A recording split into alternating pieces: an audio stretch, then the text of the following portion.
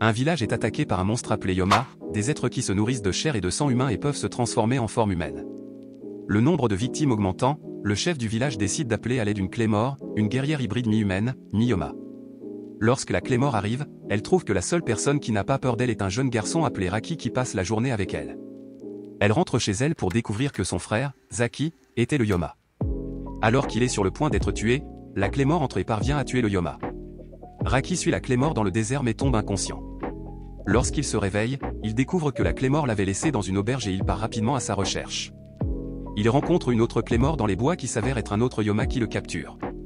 La Claymore se montre et élimine à nouveau le Yoma et dit Raki. Il décide de la suivre dans son périple et découvre qu'elle s'appelle Claire.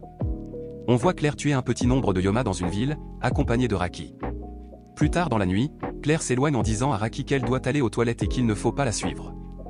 Dans les bois, elle rencontre son maître Rubel, un membre de l'organisation qui est chargé de contrôler et de donner des missions à Claire. Il lui donne de nouveaux vêtements et une carte noire. Elle retourne voir Raki et lui annonce qu'ils partent le lendemain pour un nouvel endroit.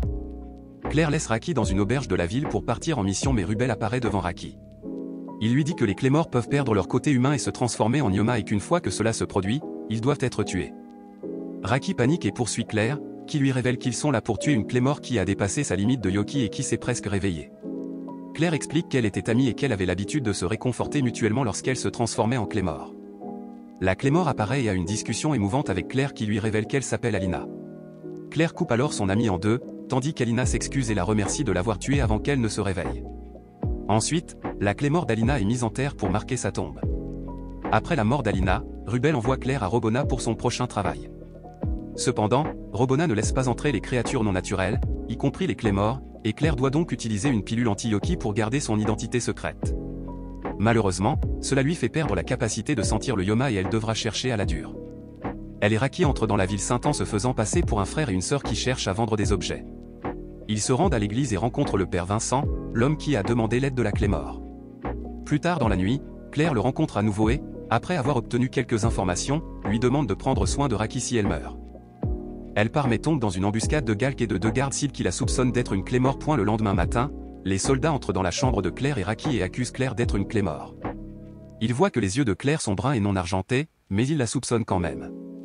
Mais Raki parvient à les convaincre qu'elle n'est qu'une fille normale.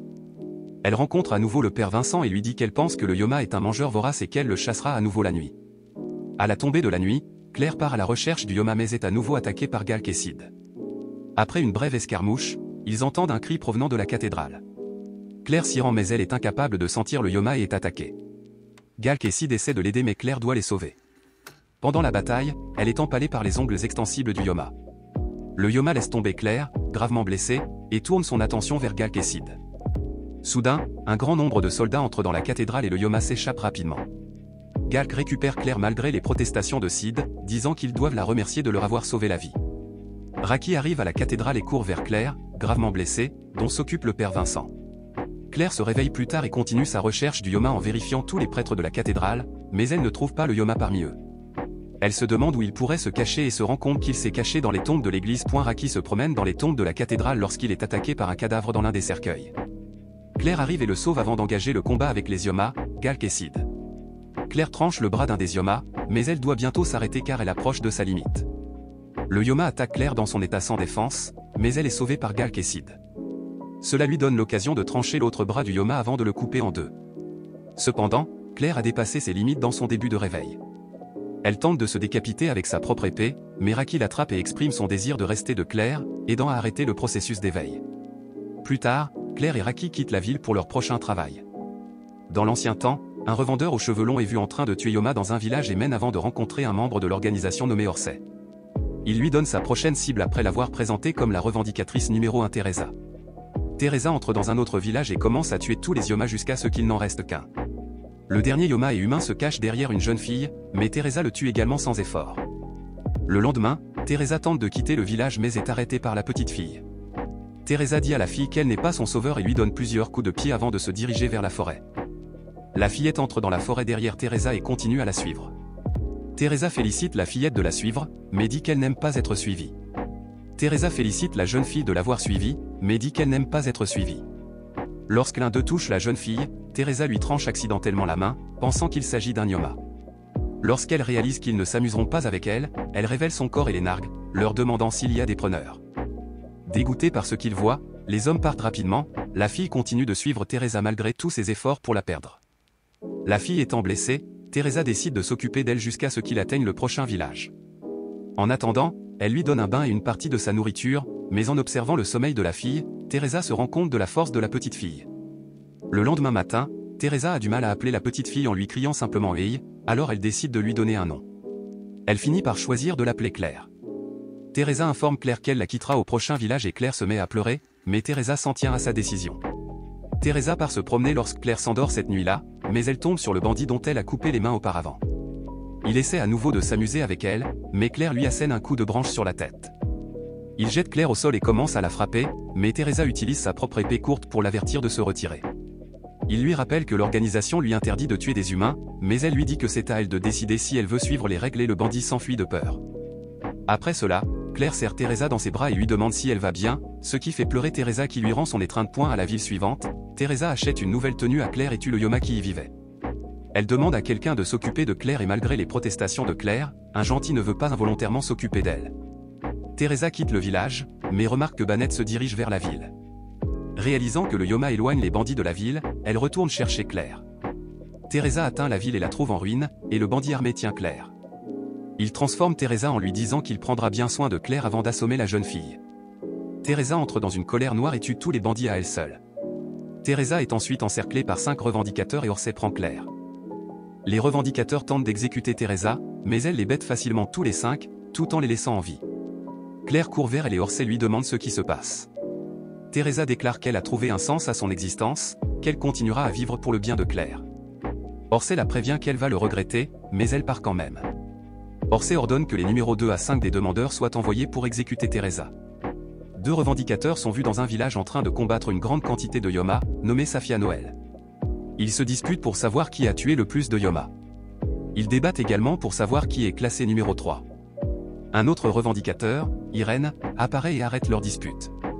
Safia et Noël demandent pourquoi ils ont été réunis, sachant que n'importe lequel d'entre eux aurait pu s'occuper des Yoma. Et Irène dit que les numéros 2 à 5 ont reçu l'ordre d'exécuter Teresa. Elle dit qu'elle a été rétrogradée de numéro 2 à numéro 3, et qu'un prétendant assez récent est numéro 2. À ce moment-là, Priscilla arrive, s'excusant de son retard, et elle est présentée comme la nouvelle numéro 2. Teresa et Claire sont hébergées dans une maison de Yoma dans le même village. Claire s'endort sur les genoux de Teresa, mais la pièce ne dure pas longtemps car Teresa sent 3 revendicateurs entrer dans le village. Irène trouve la chambre de Teresa et commence à attaquer l'échelle après une courte conversation. Safia attaque depuis l'étage inférieur, puis Noël tente d'attaquer par la fenêtre. Mais Teresa attrape Claire et saute à l'extérieur et dans la rue en contrebas. Dehors, elle est attaquée par Priscilla et est à peine capable de se défendre, choquée de n'avoir jamais senti le yokai de Priscilla. Elles se battent, mais Teresa commence à prendre le dessus. Irene, Safia et Noël l'interrompent et entourent Teresa, pensant qu'elles peuvent gagner 6 à 4 contre 1. Priscilla s'excuse auprès de Teresa de ne pas se battre en 1 contre 1 et libère son yokai. Teresa combat les 4 revendicateurs, facilement, en mettant Irène hors d'état de nuire avant de vaincre les 3 autres. Irène est frustrée et s'étonne qu'alors qu'elles ont utilisé leur yokai, Teresa n'a pas libéré le sien. Teresa s'avance derrière Priscilla et lève son épée pour la décapiter. Priscilla se met à pleurer et supplie quelqu'un de la sauver, puis Teresa renonce à son épée en disant que Claire l'a adoucie. Teresa prend Claire et les deux quittent le village. Irène va aider Priscilla à mettre l'échelle, libère tout son yokai et se dirige vers Teresa en furie. Irène panique et ordonne à Safia et Noël de la suivre. Lorsqu'elle est confrontée, Teresa avertit Priscilla de partir, mais la guerrière enragée l'ignore et attaque. Priscilla est maintenant assez puissante pour combattre Teresa, ce qui oblige cette dernière à libérer 10% de son yokai. Les 3 autres revendicateurs arrivent à temps pour voir Priscilla se faire submerger par Teresa. Irène se rend alors compte que l'étendue du pouvoir de Teresa est bien plus grande que ce que l'on pensait. Priscilla réalise alors qu'elle a dépassé ses limites et supplie Teresa de l'aider à redevenir humaine. Teresa dit que la seule chose qu'elle puisse faire maintenant est de la tuer et Priscilla l'accueille. Teresa va décapiter Priscilla, mais la guerrière en rat est capable de couper les mains de Teresa avant de la décapiter rapidement. Priscilla se réveille complètement et tue Safia et Noël après qu'il ait tenté de l'arrêter. Elle coupe ensuite le bras d'Irène et lui inflige une profonde blessure à la poitrine avant de s'envoler, tandis que Claire, en larmes, s'avance et embrasse la tête de Teresa. À l'heure actuelle, 3 nouveaux demandeurs, Myria, Kenny et un demandeur sans nom, arrivent dans la ville et découvrent que Claire s'est déjà occupée des 4 autres qu'ils devaient tuer. Bien qu'elle ait réussi, les ordres de Claire étaient d'attendre en arrière en raison de la possibilité de Vérasusciter parmi les Yoma, donc elle finit par être grondée et rapportée à l'organisation pour son action indépendante. Le marteau de Claire révèle la vraie nature des déclarations de Vérasusciter, et il explique également que ce qu'elle a combattu dans la cathédrale plutôt était en Yoma normal, juste légèrement plus fort. Mangeur de Vérasus est le terme que l'organisation utilise pour désigner les êtres éveillés, des êtres comme Priscilla. Il dit ensuite à Claire de renoncer à poursuivre Priscilla, car elle fait partie des êtres éveillés les plus forts, mais comme Claire est si désireuse de tester ses limites, il la place dans une équipe chargée de chasser un être éveillé. Claire est le dernier membre de l'équipe à arriver et à juger de leur force que tous révèlent leur rang et leur expérience. 6 et Myria. 6 rencontres précédentes avec des êtres éveillés. 15 Denive. 2 rencontres précédentes avec des êtres éveillés. 22 Hélène. Aucune rencontre antérieure. 47 Claire. Aucune rencontre antérieure. En entendant le rang de Claire, les autres sont choqués et Hélène commence même à se moquer d'elle. Lorsque Raki prend la défense de Claire, Hélène lui explique que les revendicateurs sont dispersés sur le continent, répartis un par région, et distingués par leur rang. Il y a 47 régions sur leur continent, autrement dit, Claire est le revendicateur le plus faible. Le rang limite pour la chasse aux êtres éveillés se situe généralement dans les 30 ans, donc le reste de l'équipe est assez surpris lorsqu'ils entendent le rang de Claire. Mais malgré les objections d'Hélène, Myria l'accepte, car c'est une décision prise par l'organisation. Après avoir marché pendant une journée, l'équipe installe son camp. Myria demande à Claire de l'affronter afin de juger de sa force. Myria explique que lorsqu'elle a vu Claire, elle a eu l'impression de se trouver en présence d'une immense puissance. Mais le combat est tout autre, car Claire est complètement dépassée et finit par s'évanouir de fatigue. Le lendemain soir, l'équipe se rapproche de la ville alors qu'elle est abordée par un homme qui prétend avoir été envoyé pour les conduire sur le site. Cependant, Myria sent sa ruse et attaque car l'homme en face d'eux est l'être éveillé dont ils ont été envoyés pour s'occuper. Mais leurs informations étaient erronées et devant eux se tient un homme, un être éveillé. On pourrait dire qu'ils ont peu de chances de le vaincre étant donné la force de leur équipe actuelle. Un revendicateur nommé Galadia est convoqué par un homme à la crinière noire nommé Hermita, qui lui dit dans les sens d'un directeur si la chaîne de montagne au-delà. Là-bas, elle sent le bruit des 4 revendicateurs qui affrontent un être éveillé masculin. L'éveillé commence la bataille en arrachant le bras de Denny et en la jetant dans un gouffre. Hélène et Claire commencent à combattre l'éveillé, mais Claire se fait écraser contre la falaise. Hélène libère alors son yokai en coupant une partie des bras de la créature. Cependant, l'être éveillé rattache rapidement ses bras et attaque à nouveau. Hélène est sauvée lorsque Denny réapparaît du gouffre et attaque l'être éveillé. Claire sort des décombres et Hélène lui dit de se retirer si elle tient à sa vie, affirmant que Claire n'a rien à faire dans ce combat. Hélène se demande comment il est possible qu'il y ait un homme parmi les êtres éveillés alors que tous les prétendants sont des femmes. Alors qu'elles se battent, Maria explique à ses camarades que dans le passé, l'organisation a également créé des hybrides masculins et que, bien qu'ils soient de grands combattants, ils n'hésitent pas à libérer leur yokai, ce qui les rend plus facilement éveillés.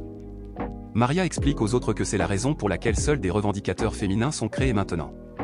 Cependant, l'éveillé l'interrompt, lui disant qu'il lui manque des informations et poignarde rapidement Denny et Claire avant de poignarder Hélène dans le dos, les battant tous les 3. Pendant ce temps, Raki regarde vers les montagnes en pensant à Claire et l'aubergiste lui demande de ses nouvelles. Il répond qu'elle est partie à la montagne pour des affaires et l'aubergiste exprime son inquiétude, disant qu'auparavant, un certain nombre de demandeurs sont allés à la montagne et ne sont jamais revenus. Maria s'empare du corps de Denny et s'éloigne à toute vitesse de l'éveillé. Il tente de la poignarder, mais elle part à toute vitesse pour récupérer les corps d'Hélène et de Claire. Il se rend compte qu'elle libère 30% de son yokai pour engager le combat, mais elle parvient à le blesser, il finit par l'immobiliser et commence à la mutiler et à la torturer. Hélène essaie de se lever, mais elle n'y arrive pas soudain, Claire se lève et dit à Hélène que la bataille n'est pas terminée.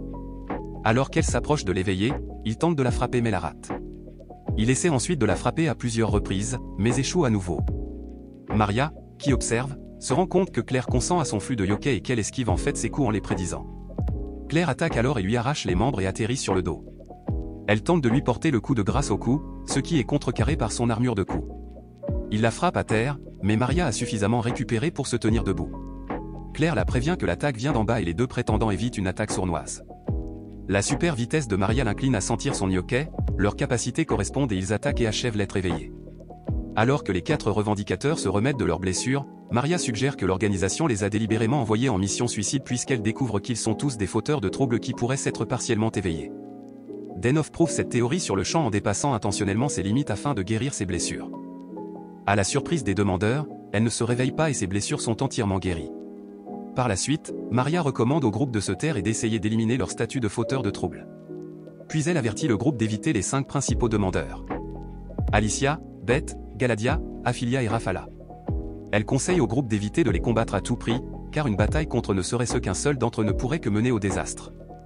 Claire est envoyée pour affronter un autre être éveillé avec une autre équipe. Cependant, à la grande surprise de Claire, l'équipe n'est composée que d'elle-même et d'un revendicateur inconnu d'elle. Soudain, le revendicateur saisit Claire par derrière, lui disant qu'elle avait une odeur familière. Elle poignarde Claire pour goûter à son sang, qui lui rappelle celui d'un être éveillé. Peu après, Raki arrive et attaque le revendicateur avec son épée, lui disant de rester loin de Claire. C'est à ce moment-là que Claire réalise que le guerrier est le numéro 4 de l'organisation, Aphilia. Aphilia coupe alors les jambes de Claire et introduit un jeu. Claire doit rattacher ses jambes pendant qu'Aphilia et Raki se battent entre eux. Aphilia commence au niveau de Raki, mais chaque minute, elle augmente sa vitesse et sa force. Si Claire ne se dépêche pas, Raki sera tué. Raki et Aphilia engagent le combat pendant que Claire tente désespérément de rattacher ses membres. Raki est gravement coupé mais continue à se battre, et Aphilia se dit impressionnée par Raki et Claire et leur détermination à gagner. L'être éveillé qu'il était censé chasser arrive sur les lieux, se faisant passer pour une jeune fille, mettant fin au plaisir d'Aphilia. Elle prend ensuite sa forme éveillée et détruit la ville. Claire parvient à sauver Raki. Cependant, Aphilia survit également à l'attaque. Elle se rend compte que les jambes de Claire ne sont pas complètement guéries et lui propose de protéger Raki pendant qu'elle termine sa régénération. Claire la croit et tente de se guérir elle-même. Seulement pour voir Aphilia figer Raki dans les bras de l'être éveillé, loin de sa portée. Après s'être fait épingler et narguer, Claire libère rageusement son yoki et parvient à se libérer de l'emprise d'Aphilia. Elle fonce vers l'être éveillé et sauve Raki avec succès, mais ce faisant, elle révèle son statut de demi-éveillé à Aphilia, qui souhaite maintenant vraiment la traquer. Claire dit alors à Raki de s'accrocher à elle et il s'échappe. Aphilia veut les poursuivre mais elle est rapidement gênée par l'être éveillé qui veut d'abord se débarrasser d'Aphilia et elles engagent un combat. Pendant ce temps, Claire essaie de s'éloigner le plus possible, sachant que le combat ne durera pas trop longtemps. S'arrêtant dans la forêt, Claire demande à Raki de la laisser car Aphilia ne s'en prendrait qu'à elle. Raki refuse, disant qu'il veut rester de son côté, mais Claire l'embrasse et lui promet qu'ils se retrouveront. Purement, Raki prend les paroles de Claire à cœur et s'enfuit dans la forêt. Claire est vue en train de fuir Aphilia. Cependant, cette dernière la rattrape bientôt. Aphilia l'attaque et la blesse facilement bien que Claire puisse prédire ses mouvements. Aphilia montre à Claire son épée ondulante qui est exécutée en faisant vibrer le bras de l'épée à grande vitesse, ce qui donne l'impression que la lame ondule comme un serpent. Dans le combat qui s'ensuit, Claire perd son bras droit et tombe d'une falaise, mais elle l'a fait exprès pour simuler sa mort et laisser Aphilia croire qu'elle a porté le coup de grâce. Malheureusement, Aphilia s'aperçoit de la ruse de Claire au dernier moment. En désespoir de cause, Claire commence à attaquer Aphilia, mais elle ne touche pas un seul coup. À la fin, même sa main gauche restante est coupée et elle ne peut plus se défendre. Alors qu'Aphilia est sur le point de porter le coup de grâce, une inconnue apparaît, disant qu'elle envoie une présence familière.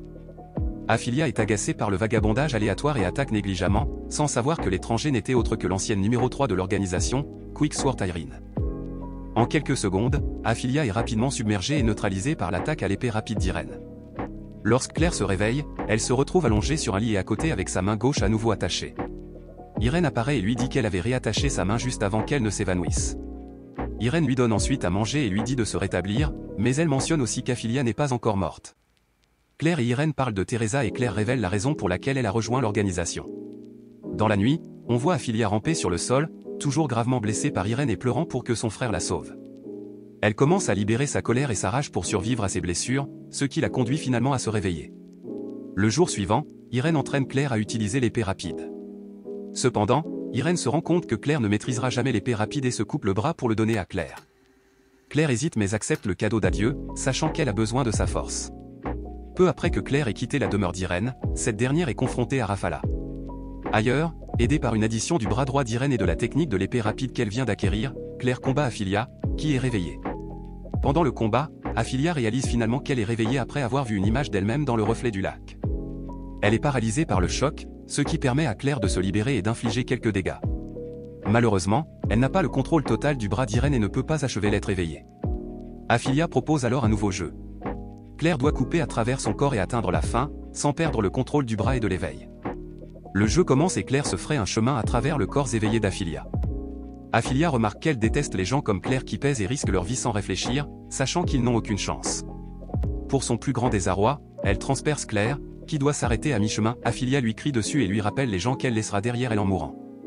En partie grâce aux encouragements du message d'humanité d'Aphilia, Claire parvient à lui transpercer tout le corps. Aphilia permet alors à Claire de la tuer. Incapable de contacter Claire pendant 3 mois après le réveil et la mort d'Aphilia, l'organisation décide d'envoyer Galadia pour la retrouver. Pendant ce temps, Claire cherche Raki, déguisée en yokai supprimé, dans une ville locale. Elle manque de tomber sur un groupe de revendicateurs à la recherche d'un être éveillé. Le jour suivant, Claire continue à chercher Raki et rencontre 2 frères et sœurs. La fille lui parle d'un garçon Raki qui était à sa recherche. Bientôt, un revendeur gravement blessé arrive en boitant dans la ville et annonce à Claire que le groupe a été capturé.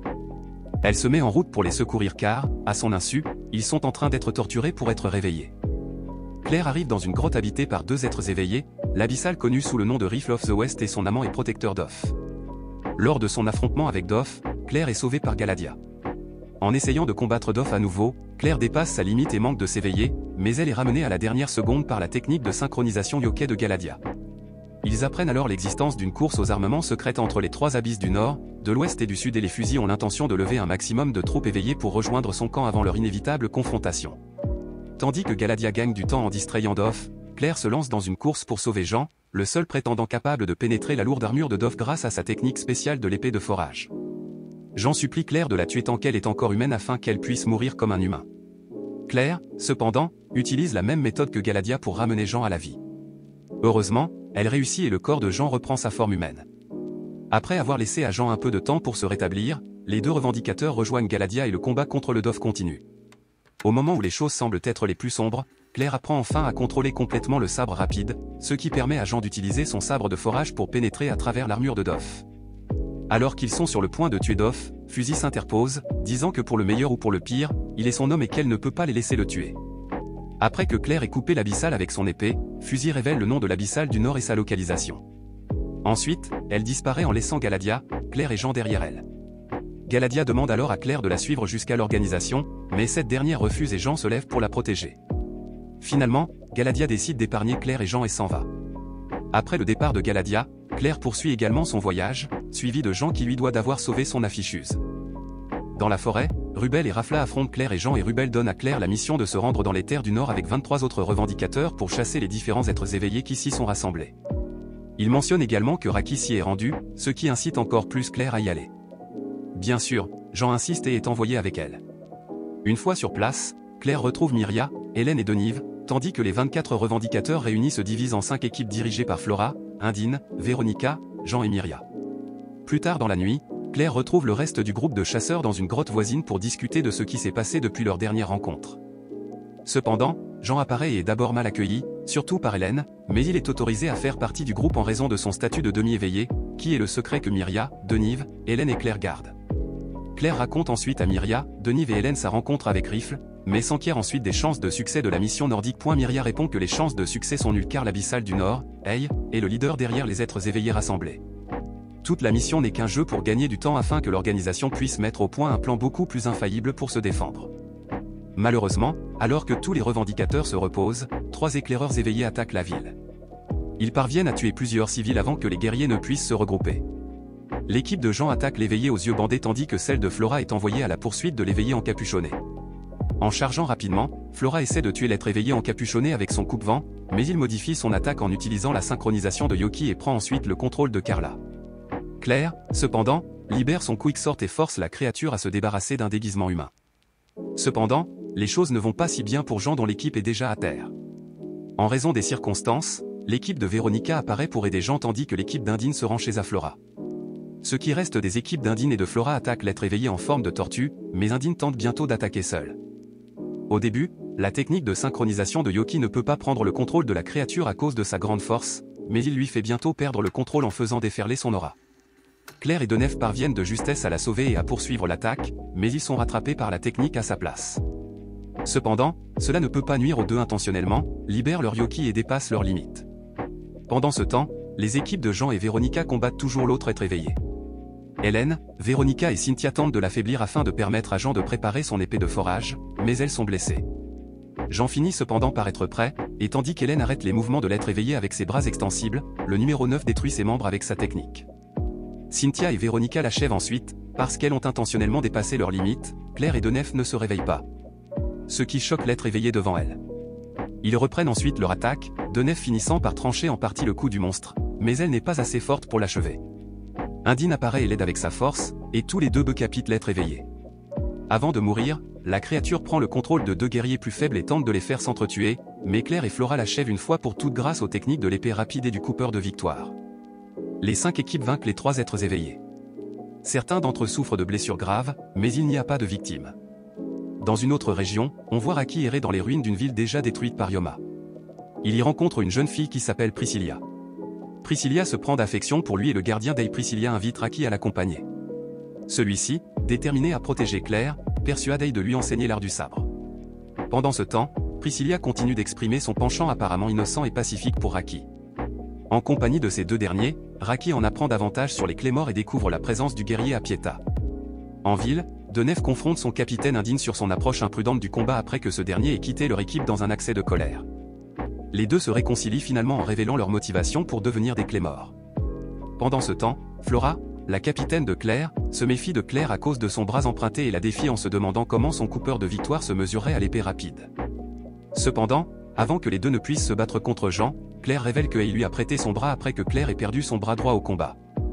Elle révèle également qu'elle est à la recherche de la Priscilla éveillée et ses révélations lui valent le soutien et la confiance de Flora. Pendant ce temps, Ei rencontre son lieutenant, Ricardo, et le lac tout proche, et lui ordonne d'amener tous les effectifs de ses disciples éveillés pour anéantir la Pieta.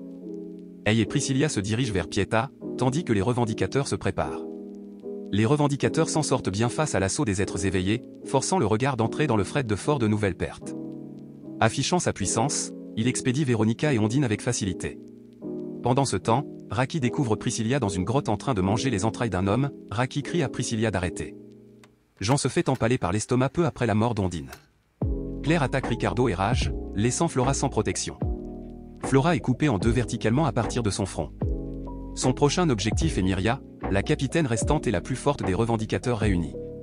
Hélène, Claire et Dena tentent tout pour empêcher Ricardo d'éradiquer Myria. Elles sont facilement maîtrisées. Le combat continue et Dena est mutilée par Ricardo. De retour dans les bois, Raki décide de quitter Priscilla et après avoir appris que Claire est à Pieta. Myria se bat contre Ricardo et à la fin, même elle est dépassée par sa vitesse et son agilité. En fait, elle abuse de son image fantôme pour le suivre. Alors qu'elle est sur le point d'être tuée, Claire parvient à couper le bras de Ricardo sans s'en rendre compte. Ricardo, excité à l'idée d'avoir un adversaire digne de ce nom depuis qu'Ei l'a flashé, commence à prendre le combat au sérieux et à l'apprécier. Raki arrive et voit Claire partiellement réveillée, déterminée à venger la mort ostensible de Jean. Claire libère de dangereuses quantités d'énergie et finit par découper Ricardo en morceaux alors que Jean reprend conscience, incapable de revenir à son état normal. Claire demande à Hélène de la décapiter pour qu'elle ne se réveille pas. Pendant ce temps, Priscilla reconnaît l'énergie de Claire et croit qu'elle est Teresa, alors que ses souvenirs reviennent.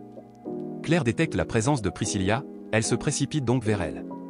Consternée par la situation, elle ordonne à ses forces de rester à l'écart pendant qu'il observe la situation.